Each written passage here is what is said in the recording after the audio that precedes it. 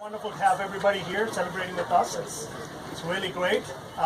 This project here is the largest project, the largest expansion since 1997. 7 years ago, why do I say 7 years ago? 7 years ago, it would have been unthinkable that we would be standing here talking about breaking ground, you know.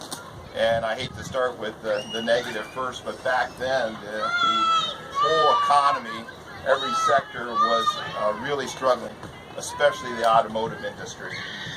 And fortunately, the North America auto industry has rebounded strongly, especially in the state of Ohio. Many of us know that. And I would like to say that here at Scheffler, not only have we rebounded, but we have outpaced the market. So what I mean by that, if you look at the growth of the automotive market from 2007 till last year, in terms of vehicle production, the market has increased by 17%. And I know we hear every year about breaking the record, which we have, but if you go back and look at how many cars we were producing in 2007 versus how many we're producing today, it's about 17% increase. This year we're up another 2%, 19%. For that same period of time at Scheffler, our overall automotive division, which is really led by our transmission division, where most of the products are from here, Wooster, Ohio, we've outgrown the market by 150% in terms of sales. That's a 10 times growth compared to the market. So how have we done that? This growth has really been aided by the industry's need or push to improve fuel economy of vehicles. And during that downturn, we spent a lot of time, and I've discussed that with many of you here, Rod, at that time, of really investing in R&D, coming up with new products, new innovations that would help enhance the overall vehicle in terms of fuel economy, cost of product, weight, and comfort overall. Whenever I do something like this, I like to sort of get a historical presence of how did this whole thing come about. So I went digging in our files and found ordinance number 1977-12, which was enacted on March 21st of 1977. It says an ordinance authorizing the execution of an agreement with LuK Incorporated pertaining to the financing of an industrial facility within the boundaries of the city for lease and subsequent sale thereof to said corporation and declaring an emergency. It was for the acquisition by purchase and construction, equipping and improvement of real and personal property comprising an industrial facility to be used in the manufacture of diaphragm spring clutches.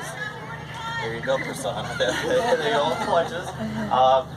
And related products for the truck and tractor industries in the United States and Canada, which project will be leased and subsequently sold to LuK Incorporated.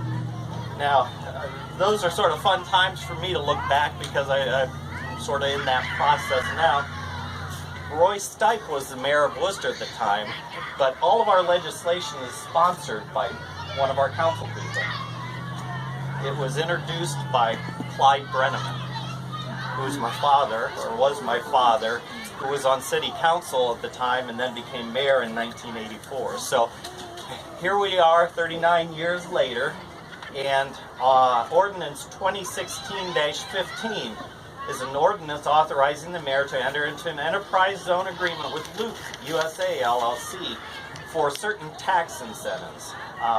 LuK USA LLC desires to construct an approximately 90,000 square foot addition to its facilities on Old Airport Road in the city of Wooster, including a capital investment of $11 million in new construction, as well as the creation of approximately 200 new full-time positions, 250 from your gentleman's talk here, and it has requested tax abatement as an incentive to such expansion. That was enacted by our city council on May 16th of this year, so it's our most current one.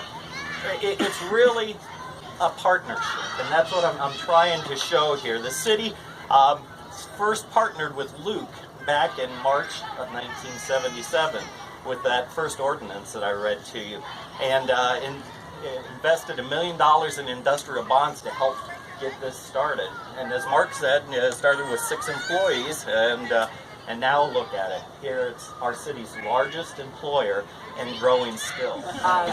Going above and beyond the call of duty was a wonderful trip to Germany, where we had the opportunity to meet the leadership of Schaeffler and tour their facility and really get to learn and understand what they do and who they are. And it really was a great honor to be there with them. And then, of course, we had a very nice evening together. We had dinner. But before that, when they announced that they had made their final decision to expand their facility right here in Wooster, Ohio, that was certainly great news for all of us, and we certainly do appreciate that. Automotive industry, alive and well. It's doing great. It's great in Ohio.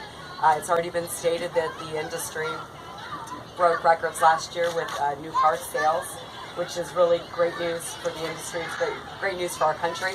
But it's also really good news for the state of Ohio.